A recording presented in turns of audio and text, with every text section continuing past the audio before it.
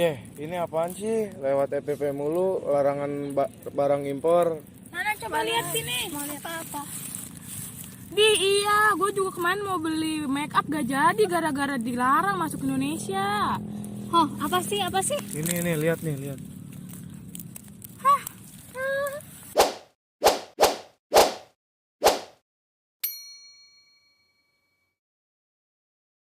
Kebijakan perdagangan internasional dibuat oleh pemerintah dengan bertujuan melindungi produksi terhadap persaingan barang impor di pasar dalam negeri. Kebijakan perdagangan internasional dibagi menjadi dua, yaitu kebijakan impor dan kebijakan di bidang ekspor. 1. Kebijakan di bidang ekspor. Premi. Premi adalah penambahan dana kepada produsen yang berhasil mencapai target produksi atau prestasi yang ditentukan oleh pemerintah. Contohnya seperti Silver Queen dan Indomie.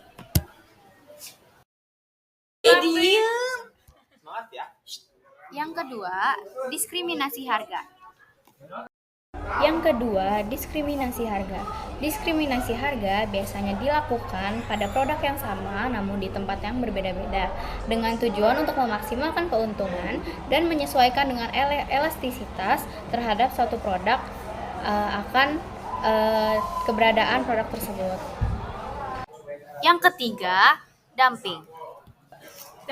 Dumping merupakan suatu kebijakan penetapan harga secara internasional atau international price discrimination yang dilakukan di luar negeri di mana harga lebih murah dibanding yang ada di dalam negeri.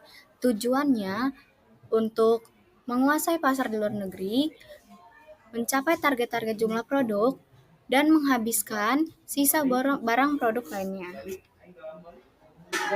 Larangan ekspor. Larangan ekspor merupakan kebijakan pemerintah. Suatu negara melarang semua ekspor komoditas tertentu. Tujuannya adalah agar industri dapat membuka kesempatan kerja baru, memberantas penyelundupan, dan menghindari kelengkapan barang. Emang bisa dia gitu? 2. Kebijakan di bidang impor. Tarif atau bea masuk. Tarif merupakan pajak yang diterapkan pada harga barang impor. Tarif akan diberlakukan apabila harga pasar lebih rendah dari harga dalam negeri. Jadi, tarif memberikan proteksi kepada produsen dalam negeri dalam bentuk mahalnya barang impor di dalam negeri. Yang kedua, ada kuota. Kuota adalah pembatasan jumlah barang yang dapat diimpor dari negara satu ke negara yang dituju. Itu berarti jumlah barang yang masuk dibatasi dan biaya rata-ratanya.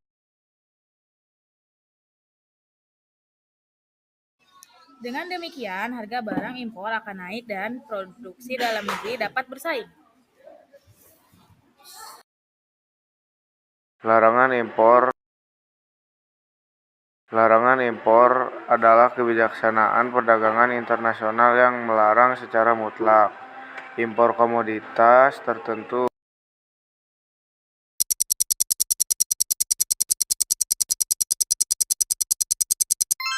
Misalnya larangan impor karet.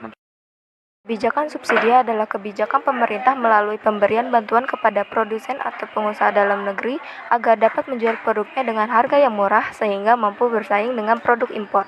Subsidi mempunyai 3 tujuan, yaitu menambah produksi dalam negeri, mempertahankan jumlah konsumsi dalam negeri, dan menjual produk dengan harga yang lebih murah daripada produk. Tujuan kebijakan perdagangan bebas yang pertama, konsumen memiliki banyak pilihan terkait produk dan barang dengan harga yang murah dan berkualitas. Yang kedua, terciptanya produk berkualitas dengan teknologi modern sehingga mampu bersaing. Yang ketiga, setiap negara akan berlomba-lomba untuk mengefisienkan biaya produksi. Yang keempat, mobilitas atau arus pertukaran sumber daya manusia dan modal semakin meningkat. Kebijakan perdagangan bebas atau free trade policy merupakan kesepakatan antar negara untuk menghilangkan hambatan internasional. Jadi, dengan adanya kebijakan perdagangan bebas, setiap negara bebas melakukan ekspor impor tanpa adanya hambatan yang terjadi dalam perdagangan internasional, misalnya tarif atau pembatasan kuota.